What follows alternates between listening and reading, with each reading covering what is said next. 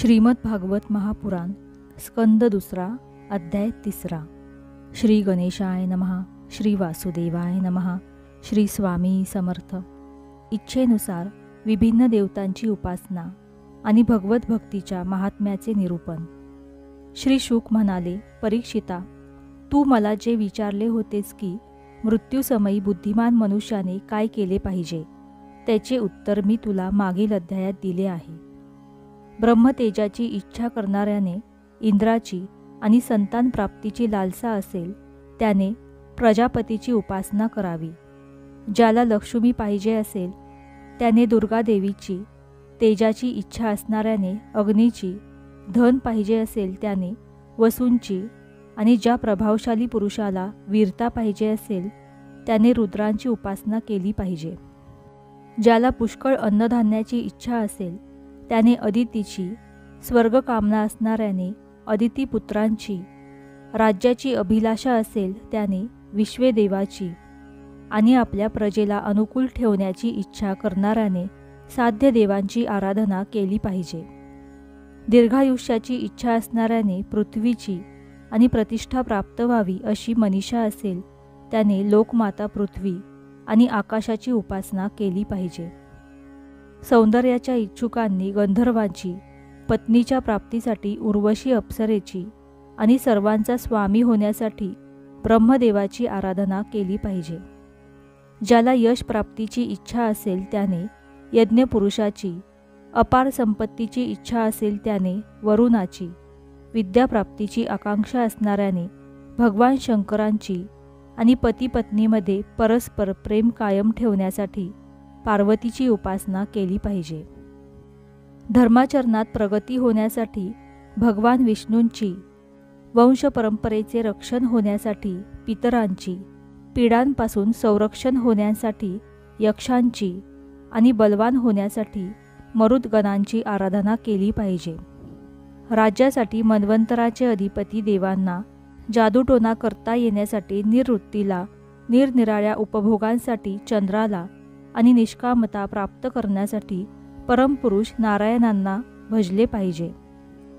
आणि जो बुद्धिमान पुरुष आहे तो कामनारहित असो, सर्व कामनायुक्त असो किंवा मुमुक्ष असो, त्याने तीव्र भक्तियोगाने पुरुषोत्तम भगवंतांची आराधना केली पाहिजे। जेवढे उपासक आहे त्यांनी भगवंतांच्या प्रेमी भक्तांची संगत धरून भगवंतांचे अविचल प्रेम प्राप्त करावे, यातच त्यांचे सर्वश्रेष्ठ हित आहे। अशा पुरुषांच्या संगतीत ज्या भगवंतांच्या लीला कथांचे कथन होते त्यामुळे दुर्लभ अशा ज्ञानाची प्राप्ती होते। त्या ज्ञानामुळे संसार सागरात त्रिगुणमय एकसारख्या उठणाऱ्या तरंगांच्या बसणाऱ्या थपडा शांत होतात। हृदय शुद्ध होऊन आनंदाचा अनुभव येऊ लागतो। इंद्रियांची विषयांत आसक्ती राहत नाही, आणि मोक्षाचा सर्वसंमत मार्ग जो भक्तियोग तो प्राप्त होतो। भगवंतांच्या अशा रसपूर्ण कथांची एकदा गोडी लागल्यावर त्यांच्यावर प्रेम न करणारा कोण असेल बरे? शौनक म्हणाले, राजा परीक्षिताने हे ऐकून सर्वज्ञ व्यासपुत्र व कवी असणाऱ्या शुक्राचार्यांना आणखी काय विचारले? विद्वत सूत महोदय, त्यांच्यामध्ये झालेला संवाद आम्ही मोठ्या प्रेमाने ऐकू इच्छितो।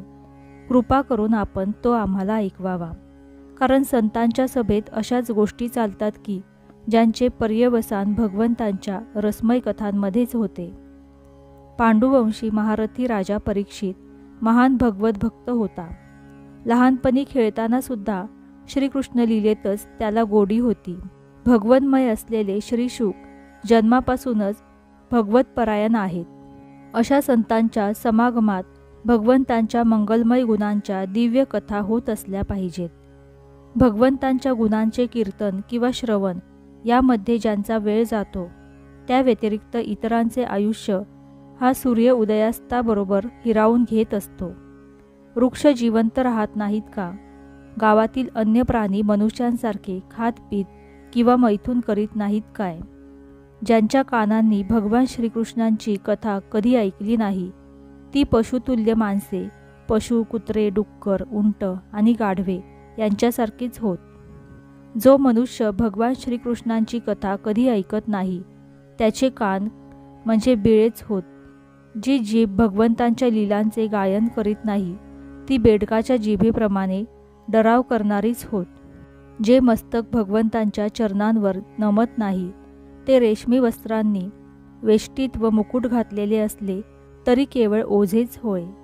जे हात भगवंतांची सेवा पूजा करीत नाहीत ते सुवर्ण कंकणांनी युक्त असले तरी मुडद्यांच्या हाताप्रमाणेच होत. जे डोळे भगवंतांची निवासस्थाने पाहत नाहीत ते मोरपिसांवरील डोळ्यांसारखे निरर्थक होत. जे भगवंतांच्या स्थानांची यात्रा करीत नाहीत ते माणसांचे पाय झाडांसारखेच होत.